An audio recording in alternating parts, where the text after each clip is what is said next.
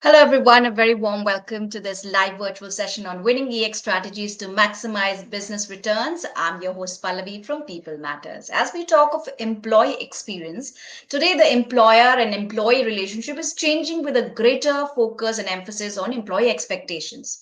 While designing a meaningful and impactful EX strategy is fundamental for both engagement as well as retention, it can also play an important and invaluable role in organizational success in the current scenario.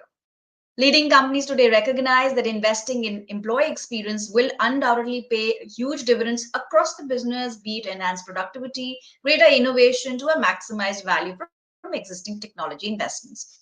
Continuing with our endeavor to provide actionable thoughts to our community, People Matters in partnership with Zing HR presents this exclusive session which will delve into length how implementing the right technologies and tools is critical to improve EX and impact business performance. I'm excited to welcome our panelists for today. We have with us Shenton Ism, Vice President of HR, SPH Media. Shenton has been an HR practitioner for almost 3 decades. His blessed opportunity to buy, build, and borrow talent in the various organizations he's been with. He's been with global multinational companies, a Chinese family business, public service, publicly listed company, and a non-profit volunteer organization. People Matters has been his interest after he switched from an engineering role to a new one in HR. We also have with us Anindita, Senior Vice President Strategy, Human Capital, PT Pigatian. Anang has 20 plus years of HR practitioner experience and consulting experience for large companies to transform their organization and strengthen leadership capabilities. We also have with us on the panel Rajat Luthra, Chief Operating Officer, Southeast Asia, Zing HR. Rajat is the Chief Operating Officer, Zing HR, with over 17 years of dynamic experience. Has worked with some of the best global companies like GE, Video Recruit, and People Matters. Rajat is an employee experience evangelist and believes technology has a very important role to play in any transformation journey. I welcome all of you on this panel today. Pleasure, Pallavi. Thanks, People Matters team. Hi As we begin everyone. conversation around employee experience, I would like to take a few minutes and go to Rajat to understand the role Azing HR is playing and the vision it has way ahead for how it's empowering companies to enhance the employee experience. Over to you, Rajat. Thank you. I will quickly present my screen to you guys. Just a second. So just quickly, for the ones who don't know about Zing HR is the only hire to rehire solution. It's a global solution. We work with, in fact, 950 plus customers across different industry verticals, a very highly rated HR platform. We are available in 26 plus languages, funded by Tata Capital. So a lot of leading global organizations trust us for their HR transformation, which leads to business outcomes, in fact, tangible business outcomes. So, like I said, so we take care of the hire to rehire HCM solutions right from the time you offer a candidate to onboarding of an employee to all employee transactions. And in fact, after the employee leaves the organization, the employee and the alumni experience is also taken care by one single integrated Zing HR application. Like I said, we work with 900 plus customers across all industry verticals. We work with the likes of Domino's, Burger King, Panasonic, Emirates, and a lot of other global organizations. The application is available in 26 plus languages, including a lot of languages from Southeast Asia. This is where we thrive on, and that's the topic for today as well. How do we ensure through alignment of employee experience, how do we ensure business results? So what we do at Zing HR is, these are 6 main principles of, of tangible business outcomes. So the first one on your left side is, how do we attract, engage, nurture talent, and how do we also ensure the organization is getting the employer branding that it needs? On the right side, what you see is, how do we align aspirations of people with the organization, and vice versa? How do we align people's aspirations with the organization? How do we ensure employee experiences at the top level? How do we ensure foster collaboration, empowering teams? How do we eliminate a lot of non-value added activities that your HR teams does today? And like I said, the center of things is data. How do we ensure HR teams get the right data at the right time to make informed decisions? So that's what I wanted to kind of quickly introduce the audience with. Thank you so much. I look forward to this discussion. Back to People Matters team to get started. Thank you. Thank you so much, Rajat, for highlighting. And I think this must have, put in more interest for the attendees. So a quick note for all our attendees who are attending this session: if you have any questions from our speakers, do put that in the chat box, and we'll take up the audience questions towards the end of this discussion. With this, I will start with my questions and answers. So very quick opening question to all of my experts. I'll go to you, Shenton, first.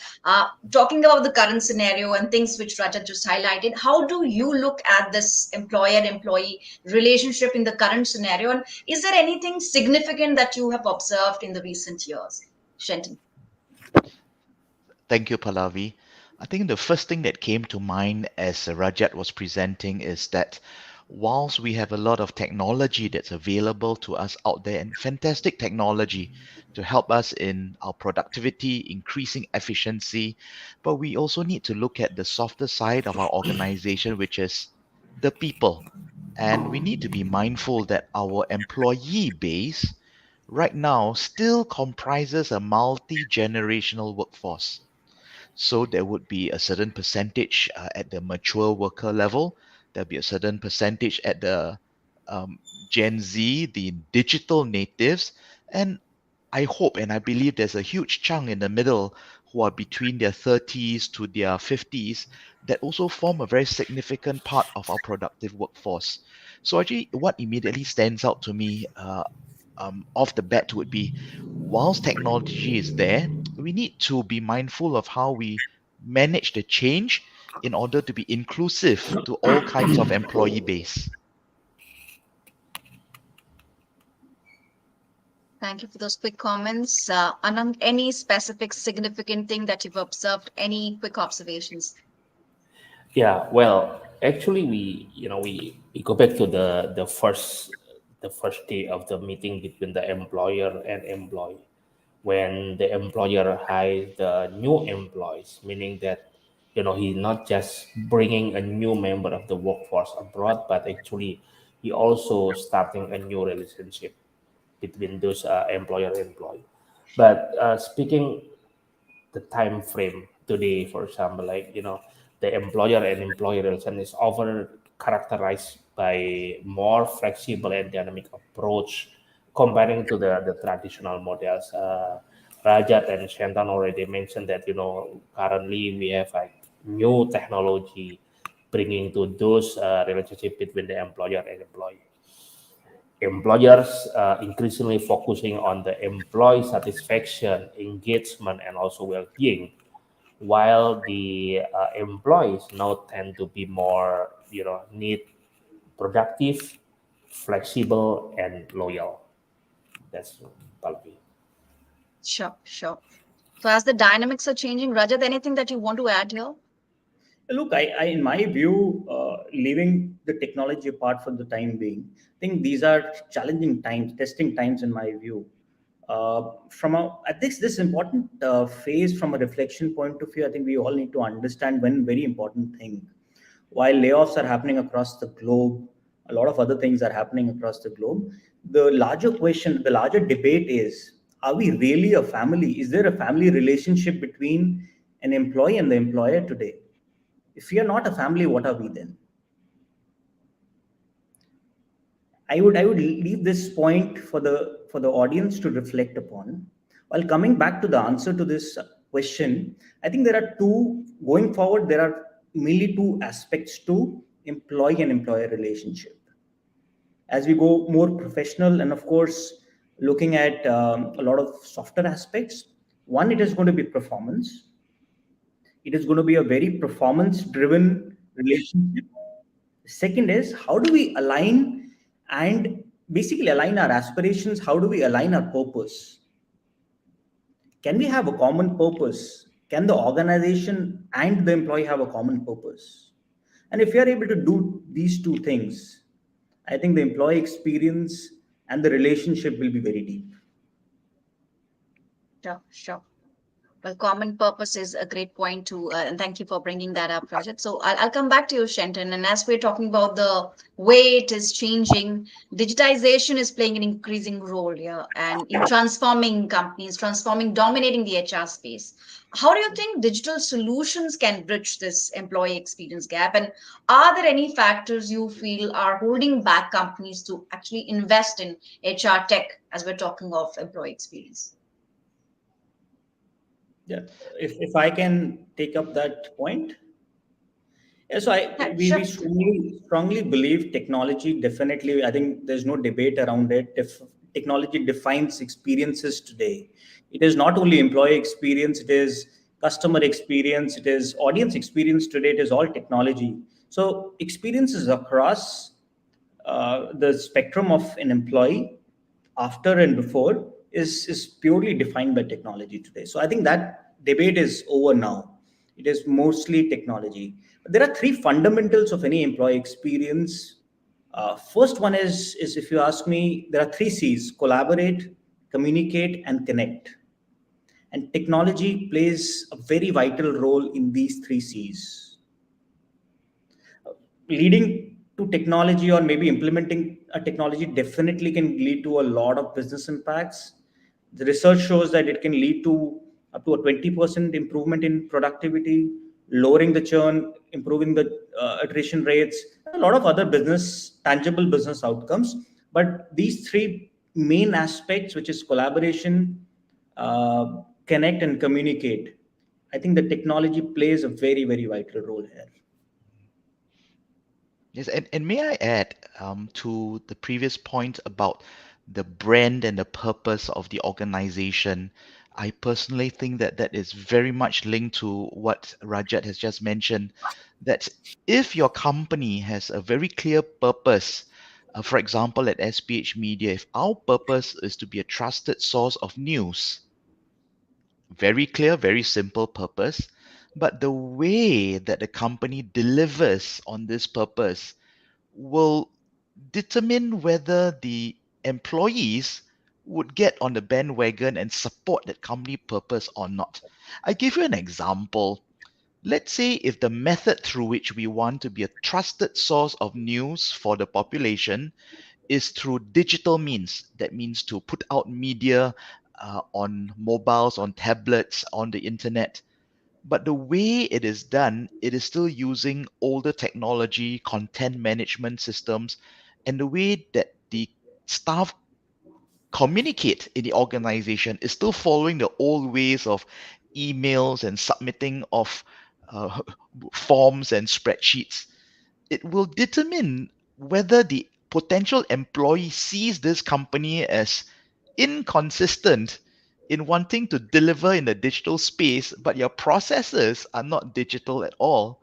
So yes, I think HR technology, whether it be in HR or in business, plays a big part in determining how this organization delivers on that purpose. And in so doing, it will determine what kind of employees you have. And I'm always mindful of the older generation of employees. We should not leave them behind because they have a lot of experience that they can contribute to.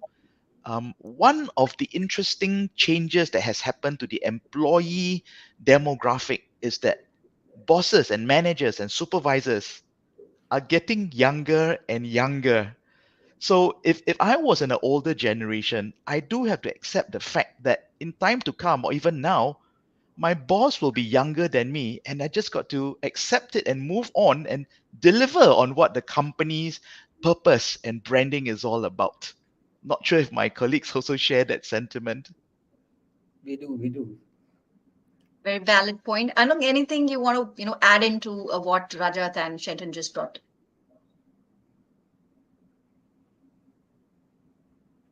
Yeah, well, it depends on, I mentioned before about the relationship of the employee and uh, the employers and also the employee. I think I agree with Shannon said and also Rajat mentioned before that, I think the most critical one is how with the rise of technology and the gigs economy, I think the employees have more options than ever before, and the employers also recognizing the needs of the, comparing the employee experience to attract and also to retain top talents. I think that's the most important things now. Sure. And just adding on to this, what role do you think HR professionals can play in driving this business performance through employee experience, and how can they probably demonstrate their impact? Well, the HR professionals actually that play the critical roles on the business performance can be through the employee experience actually. The HR is responsible for creating and implementing policy on the performance management, talent management, and any practice of the HR that shape of the employee experience more general, more critical in the business performance. Like Rajat mentioned before in his presentation, from hiring to retiring, actually, you know, most of the employee experience over there. There's a couple of things that the HR professional can bring up to the performance of the company, the performance of the business through the employee experience, like the how do we attract and retain top talent, and how we fostering the positive workforce culture. And also I think the most important things now, since we just finished with the pandemic, the well-being, the employee well-being must be more important things. That's Malavi. Sure, sure. Well, Rajat, if you can answer this one, since you talked about a culture or as well, the new culture that we're talking about, how can a strong EX strategy impact the company's bottom line and also foster a culture of innovation and continuous improvement? If you could highlight some of the possible solutions and some advantages of investing in HR.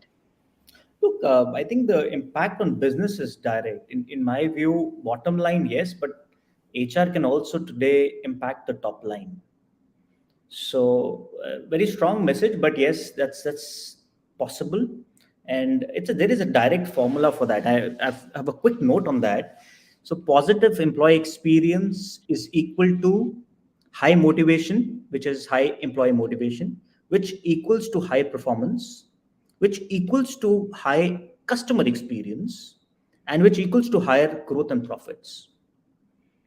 So this formula is very nicely designed, very direct. There is absolute no rocket science to it. If I am happy, I will deliver the best experience for my team, for my customers, and ultimately delivering my business results. So there is a direct relationship around it. Now there are tools. I think gone are those days where there were no tools to quantify and measure the outcomes. Today there are tools, like you said, there are tools for us to measure, one, set up the goals for our employee experience, and through employee experience, can we improve our productivity? Can we improve our profits? Those are goals. How do we measure that? There are absolute tools. Not only Zing HR, there are multiple tools across the globe which are today available, very easily available for you to evaluate if you are able to meet your goals or not. So technology, of course, again plays a very important role, but technology is again is means. The larger purpose is to have your employees motivated, happy, coming to your office on a daily basis. So Sure, technology can sure. help you with that, but there are a lot of strategies that HR teams, of course, need to implement to get this done. Sure, sure. In Pallavi, I've got fact, a very interesting, Pallavi, yeah, I've got a very interesting example to support what Rajat has said. Take, for example, that the new generation of employees, I'm not stereotyping here, but I have experienced that many of the younger generation colleagues of mine request more frequent feedback on their performance from their peers and their supervisors. Now, but the previous generation of employees prefer to do this either once a year in the annual appraisal or at the most twice a year. So, how does technology come in to facilitate this process? I mean, whilst HR can put in place a process that you must have a feedback session every month or every quarter, but technology can come in to offer a very quick and simple way for supervisors and team members to give each other feedback two ways. And in fact, there are also tools available in the survey world, yeah, Rajat, where we can do dipstick surveys and you can get instant feedback on dashboards on how the team is performing or how people are feeling. And from there, it satisfies the need for that. For feedback, for constant feedback, which not everybody appreciates, but I believe the majority of colleagues nowadays are looking for that. Yeah. Well, thank you, Shen, for that. And just to understand it in a more deeper sense, can you tell us how organizations can align their initiatives, like you mentioned about the dipstick surveys and instant feedbacks? How can these be aligned with the overall business strategy and the overall business goal of a company? I think the first thing that we need to do is that HR or even technology should not be an obstacle to meeting the organization's strategy. Business first. Certainly, every company exists to make profits and do business. So, whatever technology is brought in, it should not slow down the way the company performs work. So, I think in alignment to what the business needs to perform, whenever we as HR people, let's say if we are going to implement a new HR information system or a new payroll system, or even a way that automates the way employees request to attend training, all these may have many software applications, web applications, but we've got to design it such a way it does not become an obstacle to how our colleagues perform their day-to-day job.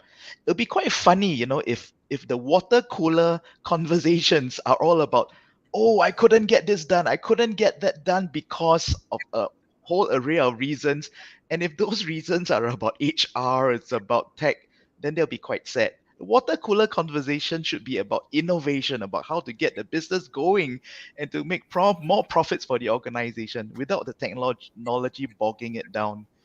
Just also want to add this one more example about how we as HR people, when we design digital solutions, it should not be from the perspective that in the past, if we had the paper form where bosses need to sign off a request, and in the digital solution, you just create a digital form still for the boss to sign off on the request. I don't think that's digitalization.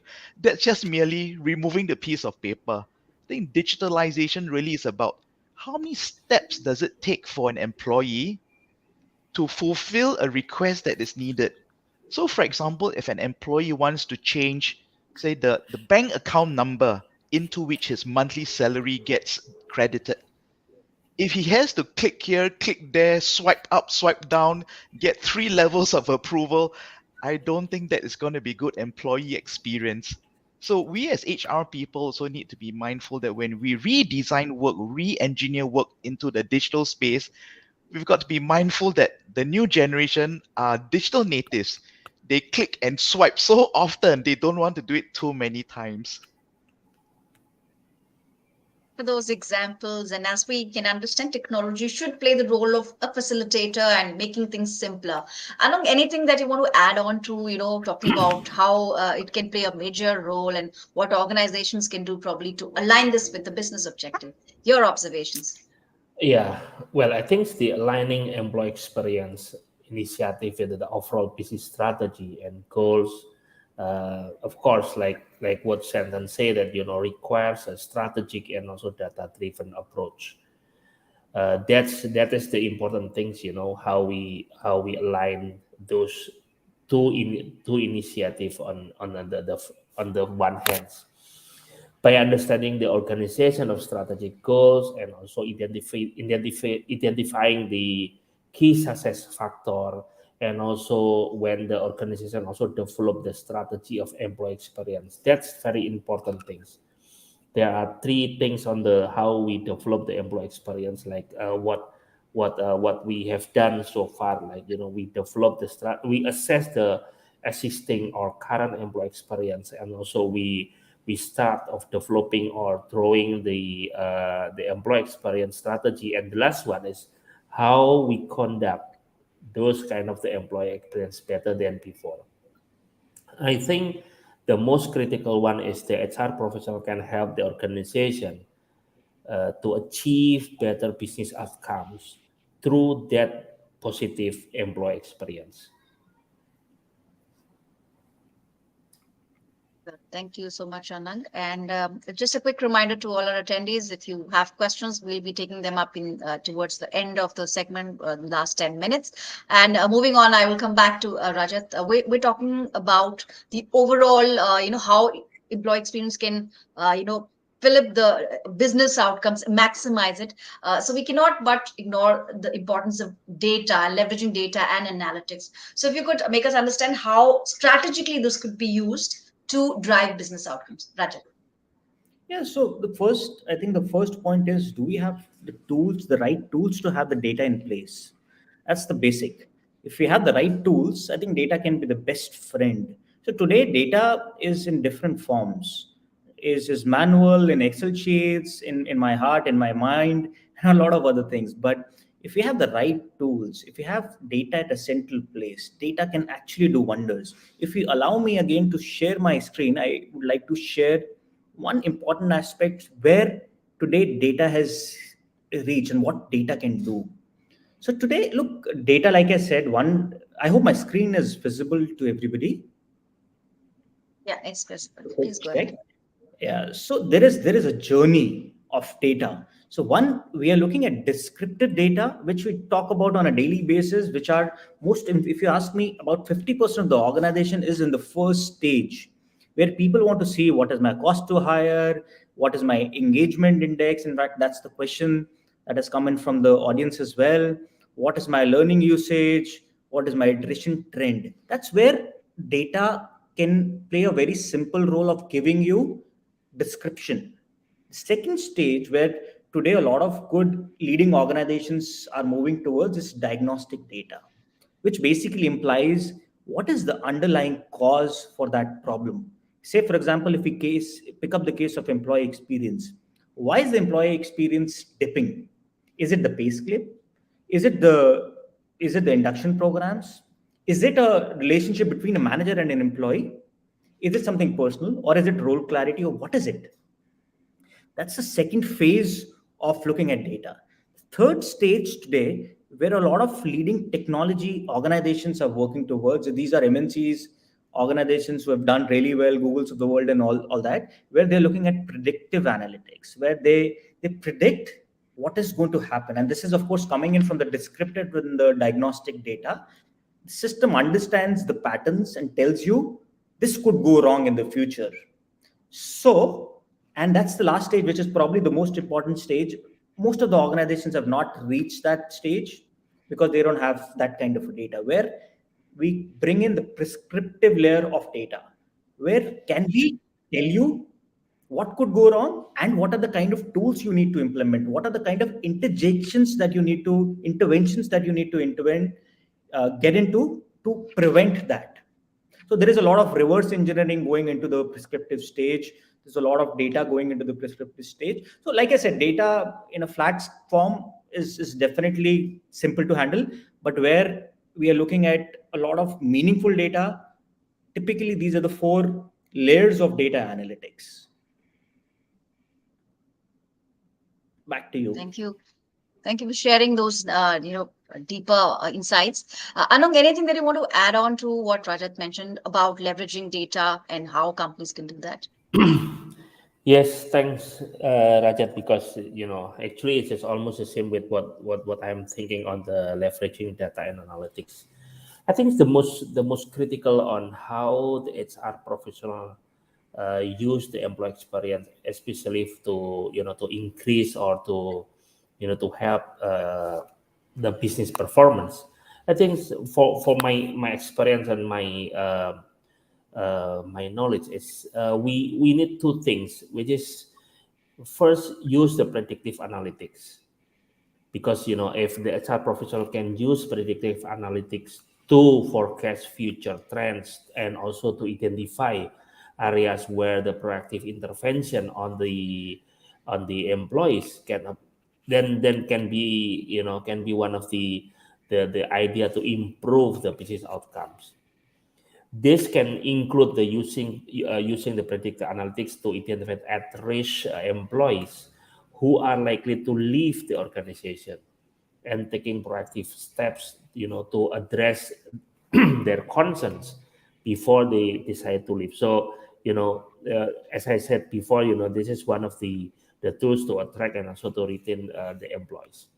The second things that the second important things that we can use the leveraging data and also the analytics is we has to personalize the employee experience itself. The HR professional can use data and also the analytics to personalize the employee experience and also tailor the initiative to the specific needs that preference to individual employees. If this is done very good, then we can have more initiative to retain and also the attract the talent, and at least we can recommend some of the development, learning or training or what kind of development. Then in other hand, using the data on the employee, we can see the pattern for the flexible work arrangement, for the employee well-being, and etc. So very much agree with Rajat. I think we should start with the leveraging the data and analytics to run the employee experience. Well, as we can see, we've started getting a lot of audience questions. I would like to take a quick closing question from all my panelists. So, uh, Anang, if you could, share some learnings that on ensuring that how EX strategy remains sustainable, how can companies adapt to the changes in the business environment? What are some of your, two or three quick learnings you would like to share? Well, actually, the first thing when we design the employee experience, I think we are not we did not include the well-being and the employee well-being to the employee experience. Speaking of the employee experience, if I can learn from Mercer, for example, like we have like four quadrant: empathetic, embracing, then also the efficiency on that one. But in current states, I think we have to focusing on how we put uh, more approach on the how we can leveraging the employee well-being on that on that employee experience. Before, the employee experience is just talking like Rajat mentioned, hiring to retiring. But now we should add more or adding more initiative on the how we care on the employee well-being. The second things, like as I mentioned before, the personalized employee well-being. Oh, sorry, the personalized employee experience. I think um, now we cannot take one fit for all for the employee experience. So we can start from the flow or the process of the HR to develop the employee experience better. Things that's all, Palavi. Well, thank you, Shenton. Any learnings you would like to share with our, community and as well as the panel members? Yes, for my fellow HR professionals out there, I would say that it is not too late to start. I mean, there's no way that we can stop the engine of technology. It will happen. It's just a matter of time before we get rolled over if we are not prepared for it. So let's pull together, find out what technologies are out there, and really get on with it. It may take a bit longer for certain organizations, perhaps due to budget limitations, manpower limitations, the expertise limitations, but get to take a first step at least. The other thing I like to share is the collection of data. I have a lot of sympathy for organizations that are not so large. Perhaps you have 20, 30, maybe 50 people in the organization, or even 100, and the HR team is probably two or three, maximum five people big. I have sympathy for such organizations that it's not easy to use data in either a descriptive or a predictive or diagnostic way, but there is a need to start. There's a need Yep. to start collecting the data. But first, we got to decide what kind of data you want to collect. Will it be resignation data, with salary data, age group data, training hours data? And from there, make a decision that this is what I will start collecting because I want to analyze this or that in 1 or 2 years' time. So I believe many organizations, once they get onto a technology tool, it's not so simple to just switch it on next week or next month after the software has been installed, because there's a need to migrate whatever old data is available, and some of that can be very manual. Some of that can requires a management decision to say, okay, for data that's more than 5 years old, let's just discard it and not include it, because if we are going to aim to include all the data we have collected in paper files in the last 10 to 20 years, it's going to take forever. So management decision needs to, number one, help the organization get on with it because technology will wait for no man. Number two, for the smaller organizations, at least make a start and decide how you want to use data and get excited about it and just start with the first step. Well, as Shenton has emphasized, to make the start at least, I would like to go from Rajat. What is that thing immediately companies or organizations need to look at right now as we're talking of employee experience and how it's emphasizing and maximizing business returns? Yeah, so I think very interesting question, and I think a good point for us to kind of conclude this discussion. Look, we have to take a systematic approach towards employee experience. What that means is, I think we'll have to put in design thinking into our employee experience zone, if you want to call it that way. Look, and this has worked with really well with customer experience. And there are 2 points to it. One is data, like Shenton said and Pakanu said, data and empathy. If we are able to bring data and empathy to the forefront, and of course, technology being the definition of all of this, I think it imparts a lot of importance on how do we take care and make a sustainable employee experience for future. Now, what I also recommend to my friends here, I think we should have, each organization should have an employee experience designer. So this is something very interesting, and this is I've learned in new new age organizations where they, throughout the life cycle of a candidate to employ an alumni, they put an employee experience designer. The KRA of this employee experience designer is to understand at each touch point what is going right and what is going wrong. And of course, technology will enable all of that. So this person will re-engineer, will re-architect.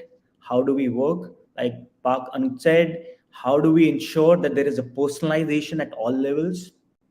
So, for example, I might not like working from home, but you might like working from home. So this is personalized to me. So I cannot have one size fits all kind of a plan for everybody in the organization, specifically after the pandemic. It will not work. I'm very comfortable at home. I don't want to, and I'm more productive at home. So it has to be a constant, it has to be a sustainable engine. And for that, a customer, not a customer, employee experience designer has to be in place. That's the first takeaway. The second takeaway is HR today should not be a function. It has to be a trait. It has to be a trait in all line managers, everybody in the organization. It cannot be just a sole responsibility of the HR team to take care of people. It should be a trait in every person across the organization. That's my view. Thank you for those concluding remarks. And I think we can now move on to our audience segment where we've already started seeing questions. And I think the first question is quite related to what Rajat just mentioned. So probably Rajat, if you could take that up.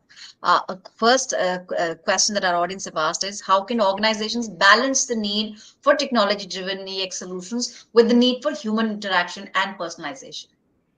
Yeah, so I think, like I said, technology is just an enabler. It cannot happen without the human. It cannot happen without the HR teams. It cannot happen without the hiring managers. Cannot happen without the line managers. We need to have a lot of empathy into it, into our employee experience plans. And for that, there are 2 ways of looking at it. One is we have somebody dedicatedly working across the life cycle of people, and giving inputs around that, and then pushing data across all organizations, the entire organization. Second is, how do we ensure, again, bringing in tools to ensure that each touch point is utilized. So when my day one starts, am I motivated enough? Am I aligned enough? Do I have a role clarity or not? When I am over with my probation period, was my experience so far a good experience or a bad experience? Am I aligned with the purpose of the organization and vice versa, both? If I'm leaving the organization, what are the reasons I left the organization?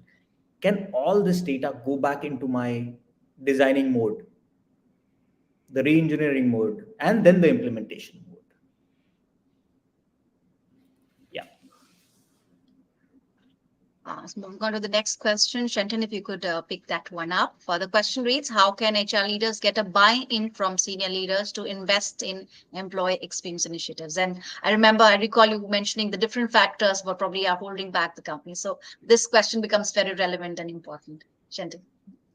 Sure, Pallavi. My pleasure to answer the second question about getting buy-in from senior leaders. I've got two main things to offer. I think number one, when we present and persuade and get buy-in, it is a soft skill. Um, some of the principles of persuasion include the logic and the emotion. I know many of the HR tech um, product sellers out there would certainly want to encourage and persuade and convince an organization to purchase a digital solution. But we also need to know that the way to persuade senior leaders is number one, if there's a logic, it's an objective, it's a clear top line or bottom line objective to it, it has to be presented. But secondly, there's also the emotional part of it. I give you an example to support this point. As Rajat said, if there was a tool to help employees work from home, and it requires the organization to invest in some licenses for these virtual platform tools, well, the objective reason is, well, we want people to be able to work from home and have the flexibility to work from the office. That's the logical way to persuade. But the emotional way is, if you can allow employees to work from home, they'll be closer to the people whom they love. They can take care of the elderly and just to keep an eye on the kids if they need to. Well, that's the emotional part of it. So, number one is all of us need to embrace the principles of persuasion and make that a buy in pitch. The number two is all of us need to understand what are senior leaders looking for. Are they looking for a payback? Are they looking for a return on investment? Are they too focused, or rightfully so? Are they very focused on the top line of the organization, profits, driving business? So, we as HR professionals, whatever solutions we want to offer, has to be enabling of the business solution. It's not just implementing an HR solution because it makes HR easier. No, no, no. It's got to be making the company improve. And it could be the employee value proposition that the company wants to focus on in order to attract talented, high potential employees. Then the company has to make a decision on, do we invest in this technology in order to attract the kind of employees that we want? So it is aligned to business strategy, whatever HR proposals we want to offer. I hope I've answered that question Yeah. about getting buy-in from senior leaders. Can I add one more point on a lighter note? So HR teams can actually look out for a 1% at least the profit, the increment in the delta profits that the organization gets by implementing the right solutions, the right employee experience solutions. Can they in return have a 1% or a 2% or a 10% incentive around it? That's the confidence that we have to, as HR teams, bring onto the boardrooms. Look, the question, in fact, the sad question is today we have customer experience tools.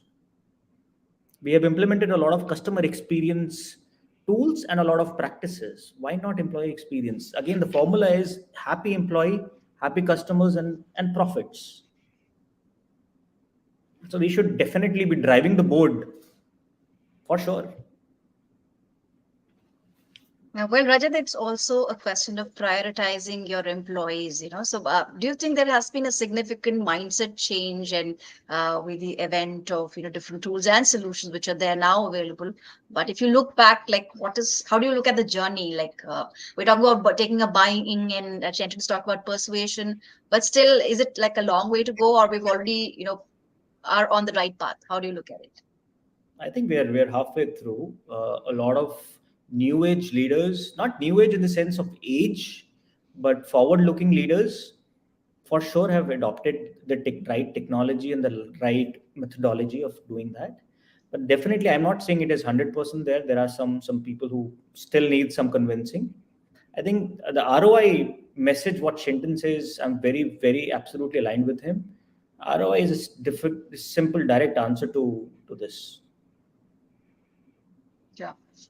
With that, I'll take up the third question now. And, Anang, if you want to pitch in, do feel free. The question reads, how can one assess the current state of employee experience at the organization? Your views. Well, I think uh, very simple, very simple way to assess it. Actually, we should come up with the idea first. Actually, when we assessing the current state of the employee experience in organization, uh, in the same time, also actually we evaluate the different aspect of the employee experience itself to first to understand how the employees feel about their work, the workforce. Now if people like Rajat mentioned, people or employees wants to have a work from home rather than the work from office, or they wants to be more flexible working hours rather than like scheduled working hours. They also wants to see the relationship between the colleagues, how they can work together with colleagues even though they are on the work from home mode or something like that. And the last one actually, they want to see like what is actually the workforce as the whole the organization work out right now.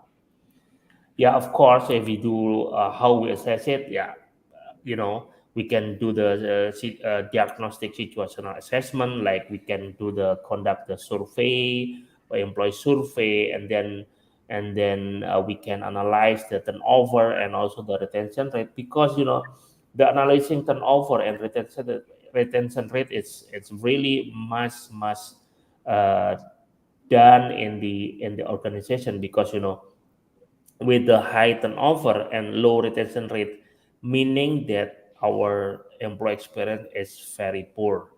So we have to analyzing these metrics together with the other metrics that can help the organization identify where areas employees can be dissatisfied, and then take action to improve that employee experience.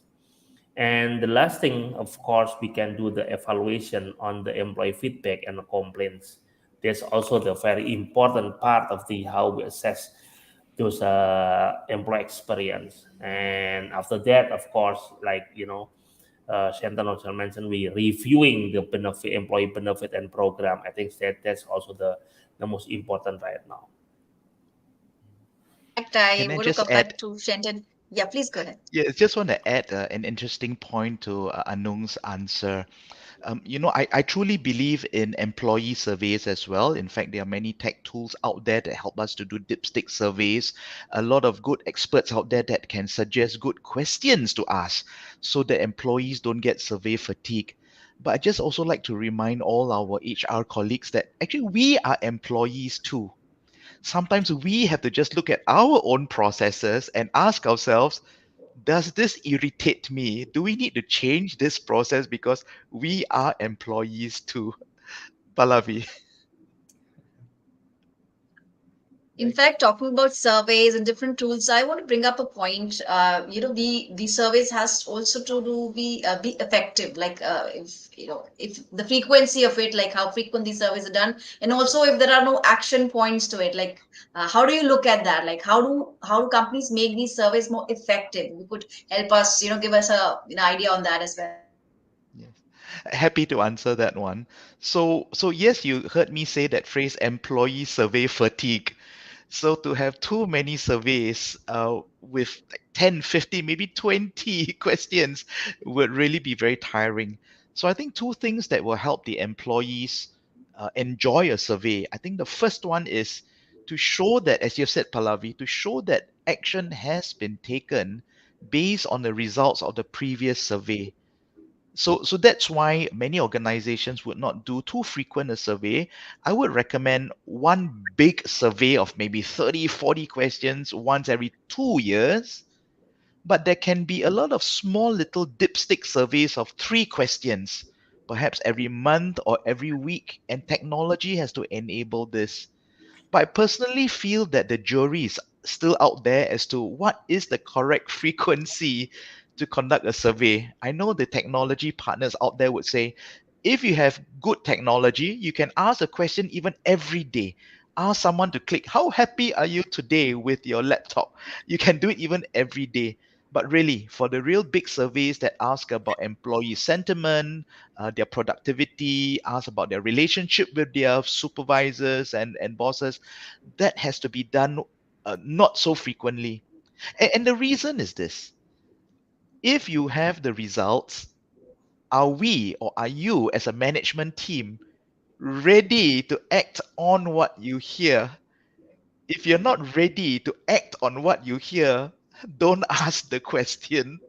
So the organization has been ready, committed, and willing with the resources to act on whatever they want to hear. So that's why some survey designers will exclude certain questions because they are not ready to hear the answer. So don't ask. I mean, that's a fact of life. I hope we all understand that. Interesting points there, Shenton. Rajat, is there a perfect answer to this question of how frequency should be, and the employees participating should also feel that action has been taken? What is your take on this? No, I second, absolutely second Chintan. I think it is the cause and effect. What is that we are doing? How do we follow up and close the challenges that the employees have raised? Traditionally, what has happened is frequency. I leave that apart for now, but from a quality of the content in the survey, I think what we are trying to measure is largely how happy are our employees. Typically, that's the question we ask. Are you aligned, or are you happy with the organization? The larger question is, what are the kind of policies that we have? Can the employees participate and review the policies?